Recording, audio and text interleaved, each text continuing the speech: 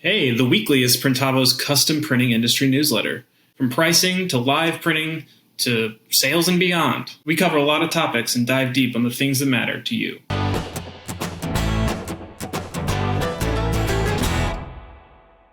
All right, welcome to The Weekly. This week, we're going to talk about a podcast we did with Ryan Kasparian from Covered in Ink. If you don't know Ryan, you should check that podcast out. He's a consultant by way of being a production manager. He worked at Denver Print House, Culture Studio, and a bunch of other shops. Those are big shops with very high standards, and if you don't know them, check them out.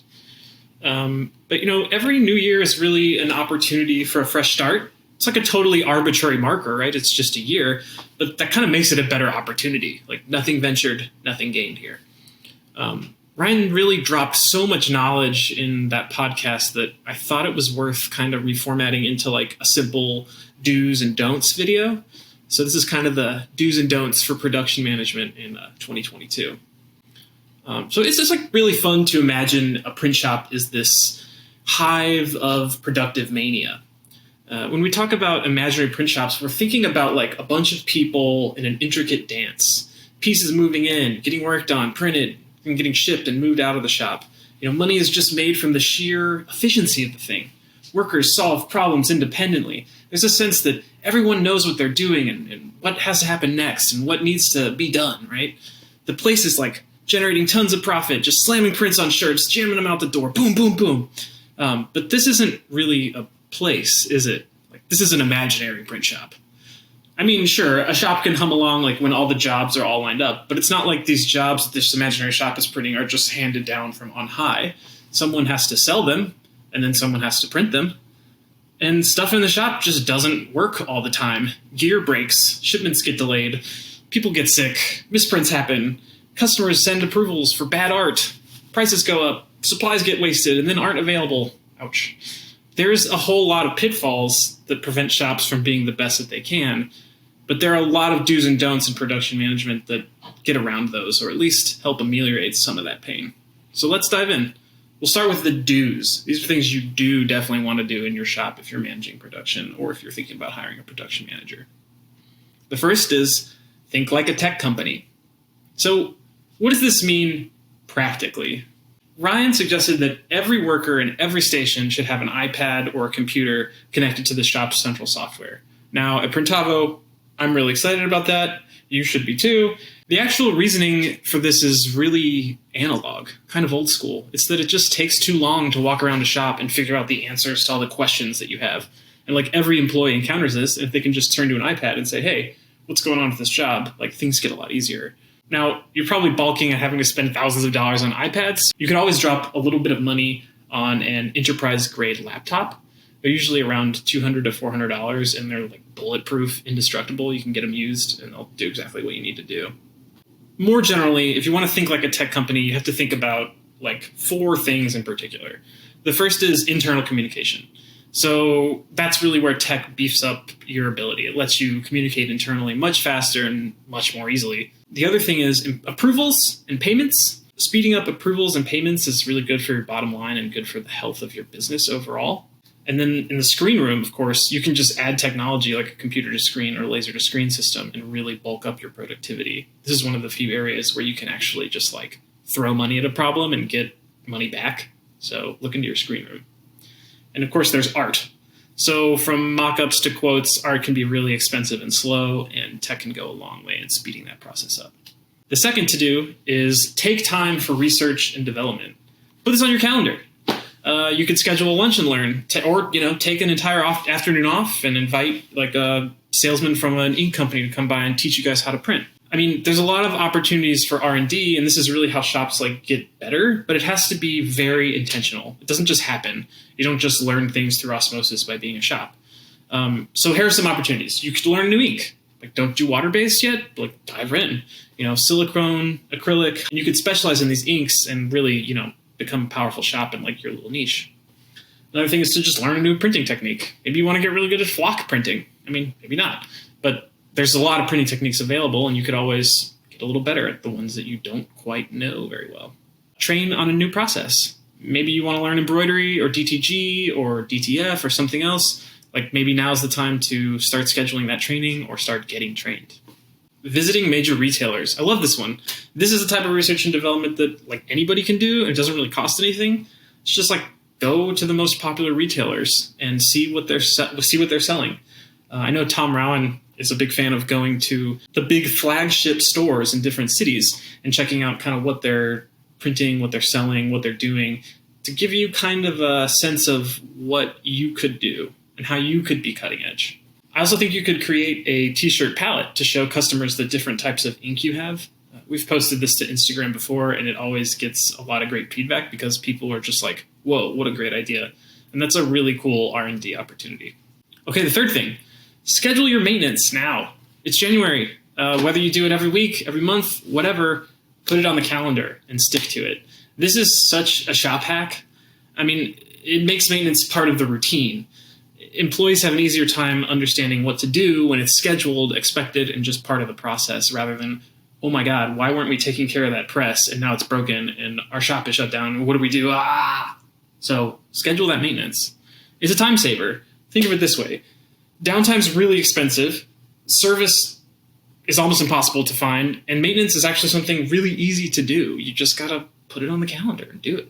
People don't just do maintenance naturally. Sure, there may be downtime, but that doesn't mean that they're thinking, oh, I should go work on the press right now and make sure that everything's dialed in. Another to-do, write procedures. Are you a chronic over-communicator? Probably not, but you really should be. Written procedures are worth their weight in gold. This is true in like any business, but it's really doubly true in a print shop. And that's because screen printing is a super complex task. If you draw out a workflow diagram for like the typical shop, it's going to look like a bowl of spaghetti. So do you expect someone with a month or two of experience to understand the ins and outs of every step of that process? Do you understand the ins and outs of every step of that process? Probably not. So writing these procedures down is a really, really, really worthy investment of your time. Start with a pen and paper and just draw out each step that happens in a typical order. Think about all the ways that things can go wrong, all the ways things can go right, and then try to get some feedback on it from your team. Another to-do, create cheat sheets. We love shop cheat sheets at Printavo. They're so cool to share and see, and the simple visual references make a huge difference for employees. So like visual control is really powerful. You just put things that people need to see where they need to see them, and then things work a lot better. It's like a miracle. They're more productive because they have everything they need to do what they need to do. So here's some examples of cheat sheets and kind of what I mean, just so you have an idea of what I'm talking about. You could make a big list of like dozens and sixes. And this is one of the silly shop hacks that Ryan pointed out that works really well, which is that people don't know how to count. Okay, it sounds goofy, but if you just make it easy for them and just say, hey, there's 7 dozen, no one has to do any math, and they just look at the chart and go, oh, it's that many.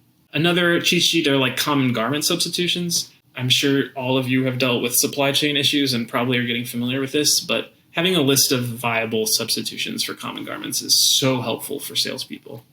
Another one that we've seen in shops are posters with the shipping times to different areas of the country from their shop.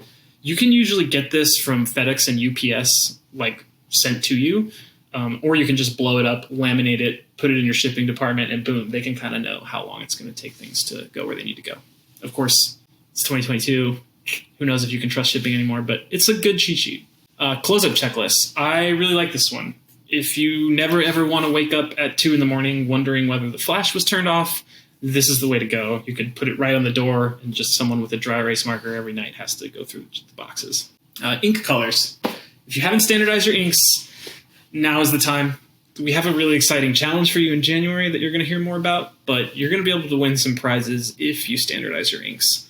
This really cuts your costs, and it's a simple way to upcharge clients that don't need a lot of colors if you have that opportunity. Another big to-do is scheduling Slack into the system. So here's a really bold prediction for you.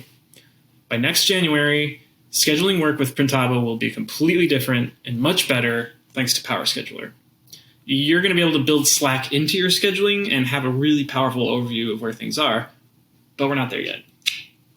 Until then, I am struck by Ryan's point about walking into Culture Studio in Chicago. That's a massive print shop that just pumps out thousands and thousands of units every day.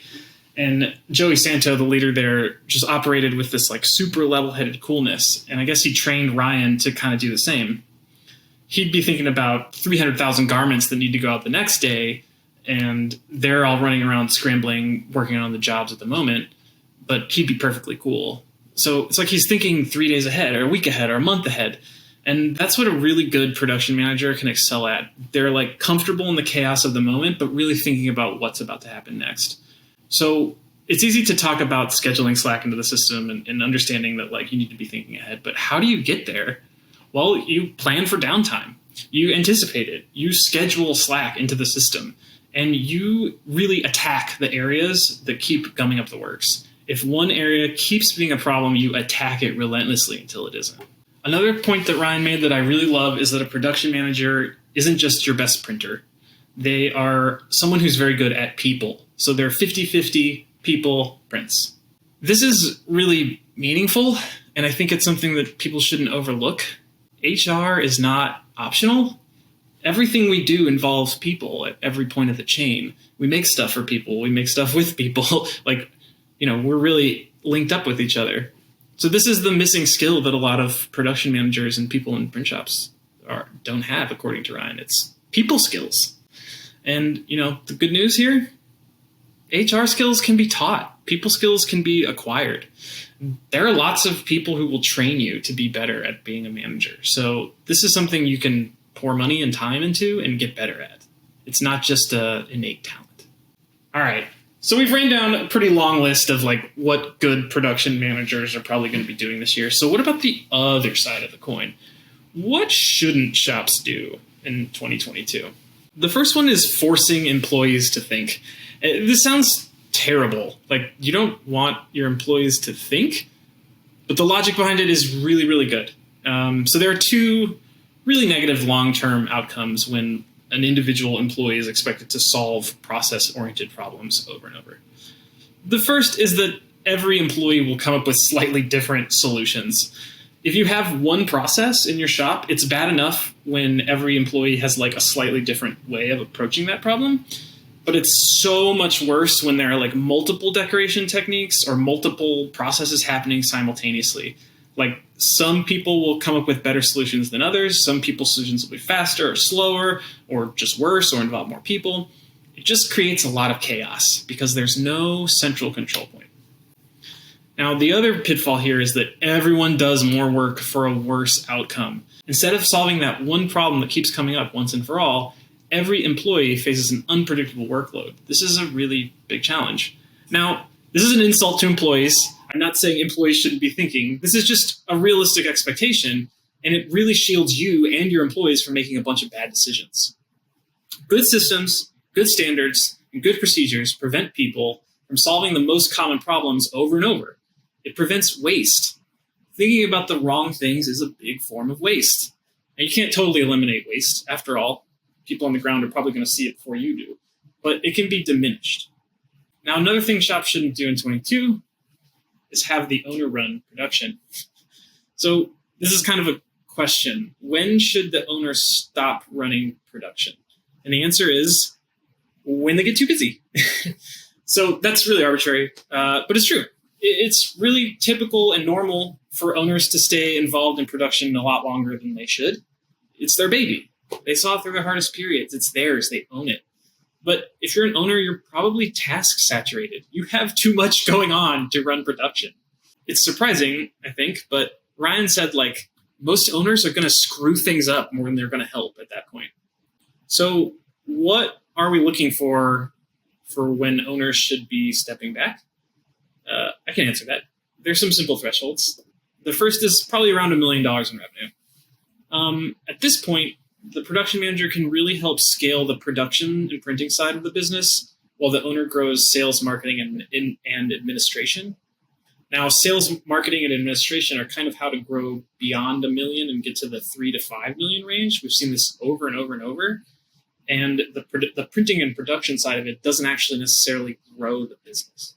So the owner can really focus in on what they're good at, which is growing the business, and the production manager can really focus in on what they're good at, which is growing the production side. Another arbitrary metric here are 2 automatic printing presses. At this scale, there's probably enough work flowing through the shop to justify a production manager. You can almost certainly say that. Another big, yellow flag is multiple employees.